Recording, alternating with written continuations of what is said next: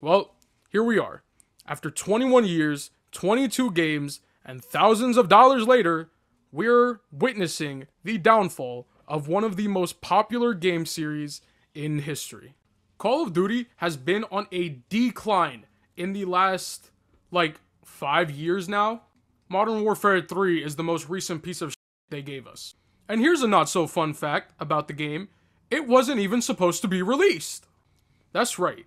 This $70 game, which is pretty much a copy of Modern Warfare 2, that's not an exaggeration. I mean, look at them side by side and tell me what the difference is. Anyways, the point is, Activision didn't want to make a game for 2023. Then they said they were going to make a DLC to Modern Warfare 2, allegedly. And then they rushed Sledgehammer into making it a full game. The players are dissatisfied. I mean, I would be too if I bought a game that has little to no change from last year at full price. I mean, damn. $70 for this?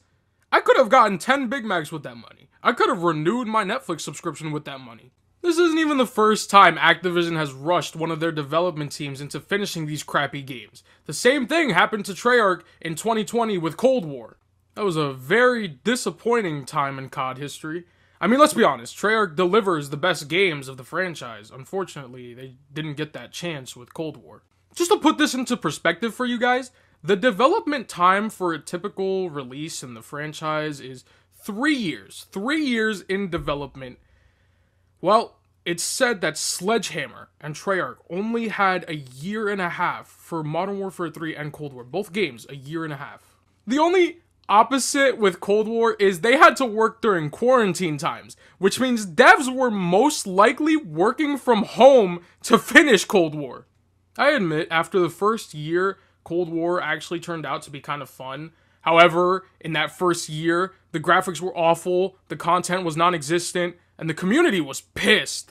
This also wouldn't be a Call of Duty sucks video without mentioning arguably the worst Call of Duty game in the last couple of years. You know it, you hate it, the mere mention of its name gives you nightmares. I'm talking about Call of Duty Vanguard. This game was also made by Sledgehammer in a shortened amount of development time.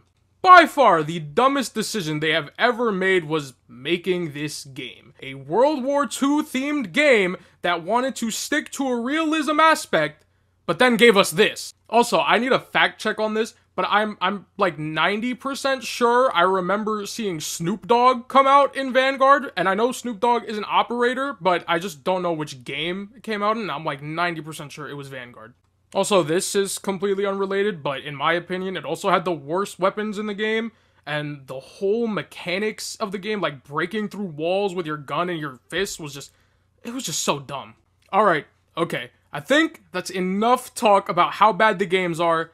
Let's try and look at some of the positives. I do agree Modern Warfare 3 is not a good game, it's pretty bad, but at least the game seems to be going in the right direction. The multiplayer had like 20 maps on release. They've also been doing like these really creative camo events, and recently there's this newer one that has like a blueprint in it, but it's not really that good looking. Creative events like the whole The Boys event that was a while back. I also feel like we should address how good they've done with Warzone. I know some people think Warzone is what ruined Call of Duty, but they recently brought back Rebirth Island, and I think over the years, Warzone has been well maintained. Anyways, Activision is under new management now, so Microsoft has a chance to turn the franchise around and bring it back to the top. But I hope you enjoyed this video and liked this different kind of video.